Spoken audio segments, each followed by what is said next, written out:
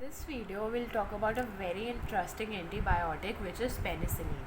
Now penicillin was the oldest and the first antibiotic which was used around in 1941. Initially it was derived from penicillin from Penicillium notatum, but now it is derived from Penicillium chrysogenum. Now, this penicillin is further has undergone many alterations in the coming time. Now, coming on to the structure of penicillin. The penicillin, as it is classified under beta-lactam antibiotic, so it has to have a beta-lactam ring as well as it has a thiazolidine ring. Now what usually happens is an enzyme called as penicillinase acts on it and converts it into 6-amino penicillinic acid. Now this acid is called as penicillin G. Now what is penicillin G? Penicillin G is a very narrow spectrum antibiotic.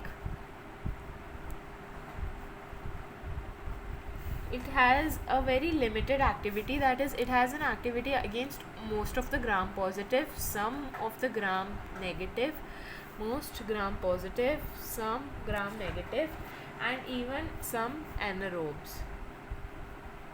Now there's a very important point to consider, that in these times we see that the humans have developed resistance to penicillin, and why is it so? Now what actually happens is the primary mechanism of development of acquired resistance is the production of the enzyme penicillinase. Now this penicillinase enzyme is produced in the gram positive in very large quantities. Gram positive bacteria like Staphylococcus, Streptococci and all. It is also produced by some strains of E. coli, gonococci, Haemophilus influenza, that is the gram negative bacteria as well. Now what usually happens is this penicillinase, this basically does not allow the conversion, and it is found in very small quantities in the gram negative and in larger quantities in the gram positive, and gives the resistance. So we also use penicillinase while we are culturing the bacteria in a medium for testing. Now there is another mechanism also what makes the gram negative bacteria resistant, that is the presence of porin channels. Now if these channels get lost or they get altered, then the bacteria becomes resistant. Now this mainly occurs in the gram negative. Now coming on to the important part, which is the pharmacokinetics. Now the penicillin G is highly soluble in water. So it is highly soluble in water. It easily deteriorates when it is present in the solution form, but however it is stable in the dry state.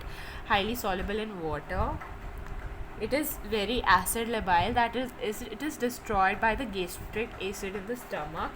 Then absorption of sodium penicillin G, it is very fast, it is very rapid on an intramuscular injection.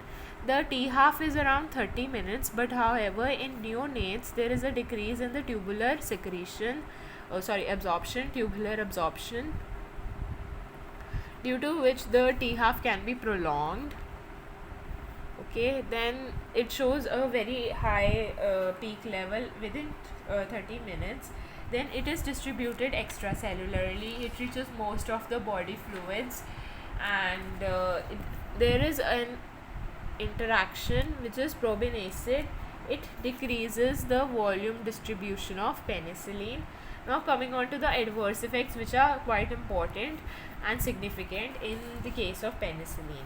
First of all, there is pain in the intramuscular injection site. Then there can occur some allergic reactions. Allergic reactions like we have rashes, angioneurotic edema, urticaria. If it is allergic, it has to have fever. Then we have serum sickness. exfoliative dermatitis. Then what actually happens is it also shows toxicity in brain. What we see is muscular twitchings. It causes inflammation in the meninges, meningitis, causes convulsions, coma, mental confusion. Then it is also seen to cause thrombophlebitis.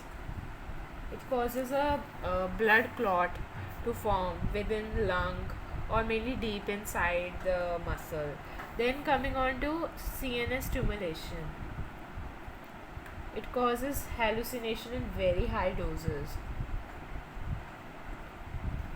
Then it also causes anaphylactic shock, but it is not quite common. If you have 1,000 patients, in it 1 to 4 patients will suffer from anaphylactic shock due to high doses of penicillin.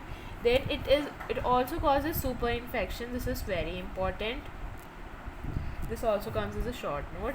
Then it also shows a reaction to the endotoxin like products which are released by the death of the harmful microorganisms. Now what do we call this reaction is Herxheimer reaction. Now uses.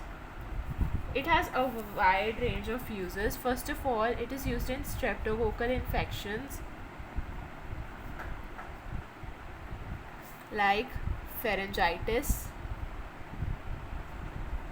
otitis media, rheumatic fever.